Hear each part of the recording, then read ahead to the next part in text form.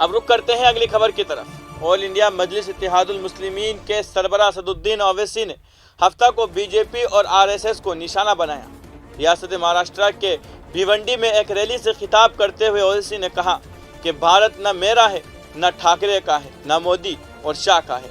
भारत अगर किसी का है तो वो द्राविड़ और आदिवासियों का है, लेकिन बीजेपी मुगलों के पीछे पड़ी है। भारत का क़याम अफ्रीका, ईरान, वस्ता एशिया, मशरकी एशिया से लोगों की हिजरत के बाद हुआ। उन्होंने कहा कि एनसीपी के रहनुमा महाराष्ट्र असेंबली इंतखाबात में ओवैसी को वोट देने का मुतालबा कर रहे थे ताकि बीजेपी और शिवसेना को रोका जा सके। इलेक्शन के बाद एनसीपी ने शिवसेना के साथ इत्तेहाद किया। इसी दौरान ओवैसी ने नेशनलिस्ट कांग्रेस पार्टी के सदर शरद पवार को तनकीद का निशाना बनाया और उनसे सवाल किया कि उन्होंने नवाब मलिक की गिरफ्तारी पर वज़ीर आज़म नरेंद्र मोदी से मुलाकात क्यों नहीं की, जैसा कि उन्होंने शिवसेना के रुकन असेंबली संजय रावत से किया था। तो भारत बना, अब भारत किसका है मालूम आपको? मेरा भी नहीं है भारत, ना उद्धव ठाकरे का भी है, ना ओवैसी का है, ना मोदी का है, ना शाह का है। भारत अगर किसी का है तो द्रविडियन का है, आदिवासियों का है।